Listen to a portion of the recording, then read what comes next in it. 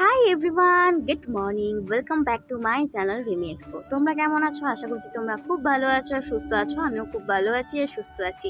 আজকে 27শে ফেব্রুয়ারি, আজকে হচ্ছে আমার দিদির জন্মদিন আর তার সাথে সাথে আমার মৌলিদিরও কিন্তু জন্মদিন।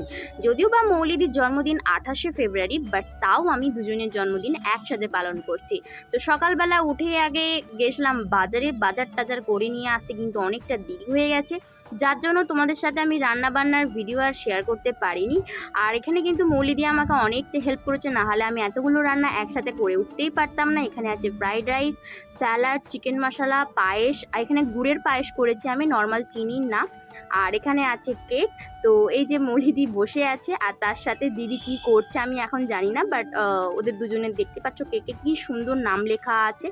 তো চলো এখন আমরা সবাই মিলে করব সেলিব্রেট। আর এখানে আছে রুমাদি আর ওই যে দিদি দেখতেই পাচ্ছ, দুটো কেবলিতে বসে এই সব করে সারাদিনে।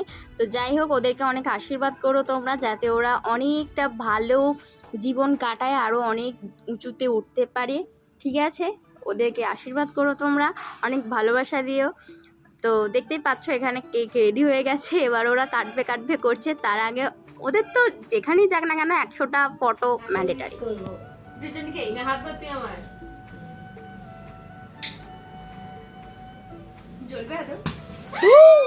Happy birthday to you, happy birthday to you, happy birthday dear Dimali, happy birthday to you.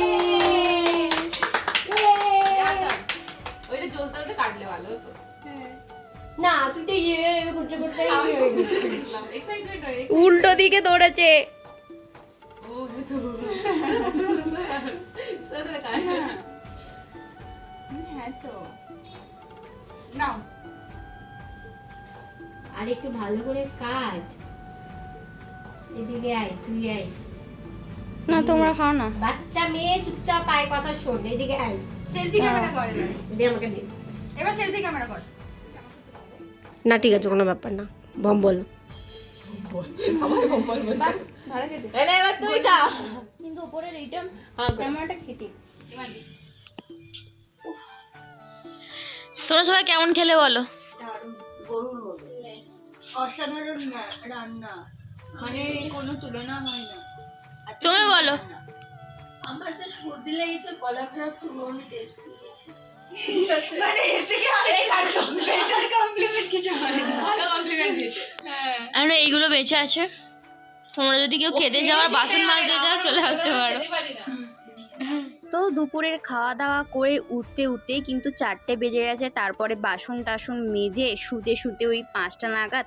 তো তারপরে সন্ধ্যেবেলা মানে ওই রাত্রেবেলা করে আমরা এলাম একটা পাশের ক্যাফেতেই, একদম পিজির পাশে ছিল। এখান থেকে আমরা নিয়েছি চিকেন বার্গার, স্যান্ডউইচ, কফি, তারপরে আইসক্রিম, শেক আর একটা সোডা। সবগুলোর টেস্টই কিন্তু খুবই ভালো ছিল। এখানে দেখতে পাচ্ছ আমরা 4 জনে মিলে এসেছি। আর কালকে সকালবেলা আমার ট্রেন 11টা 15, তো একদম সকাল সকাল বেরিয়ে যেতে হবে। যদিও এখান থেকে স্টেশনটা খুব একটা বেশি দূরে না, 45 মিনিট লাগে আর কি। তো এটা হচ্ছে গিয়ে নেক্সট মর্নিংয়ের। তো আমি এখন আছি লিফটে, আর আমি কিন্তু এখন ফুল রেডি হয়ে গেছি যাওয়ার জন্য। সমস্ত কিছু লাগেজ আমার গোছানো হয়ে গেছে। এখন আমাকে ছাড়তে যাচ্ছে আমার দিদি আছে আর রুমাদি আছে। আর মৌলিদির যেহেতু একদম মর্নিং ডিউটি, তার জন্য কিন্তু মৌলিদি সকাল মানে ইভিনিং ডিউটি, তো মৌলিদি কিন্তু তার জন্য সকাল সকাল বেরিয়ে যাবে। তো তো চলো, আমরা এই যে দেখতে পাচ্ছ 3 জনে অনেক মজা করতে করতে যাচ্ছি। এই যে চলে এসেছি আমরা এসএমবিটি স্টেশনে।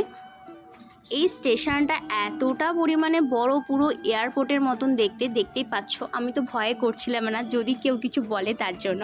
আর এই যে দেখতে পাচ্ছ এটা হচ্ছে কি আমাদের ট্রেন, এটা হচ্ছে থ্রু একদম হাওড়া যাবে, হাওড়া গিয়েই একদম নামবো। আর এটা হচ্ছে তার পরের দিন সকালবেলা ব্রেকফাস্ট দিয়েছিল এখানে তোমার ব্রাউন ব্রেড, কফি, মাজা, এখানে ডিমের পোচ, আরও অনেক কিছু ছিল, বাটার, কেচাপ আর ছিল। তো এখন হচ্ছে গিয়ে ট্রেনটা হাওড়ায় ঢুকছে। আর এই বাচ্চাটা সারা রাস্তা আমাদের মজা করতে মানে হাসাতে নিয়ে এসেছে। জার্নিটা খুবই ভালো ছিল, খুব কম সময়ের জার্নি ছিল, বাট খুবই ভালো ছিল। কি বলবো, আমার ট্রেন জার্নি যেহেতু বললাম প্রথম ট্রেন জার্নি, আমার কিন্তু খুবই ভালো লেগেছে। আর এই ট্রেনটা কিন্তু একদম টাইমে ছেড়েছে আর টাইমেই কিন্তু একদম হাওড়া পৌঁছিয়ে দিয়েছে। এখানেই শেষ করলাম আমার ব্যাঙ্গালোরের ব্লগ। কেমন লাগলো অবশ্যই কিন্তু কমেন্টে জানিও। সবাই ভালো থেকো, বাই সকলকে।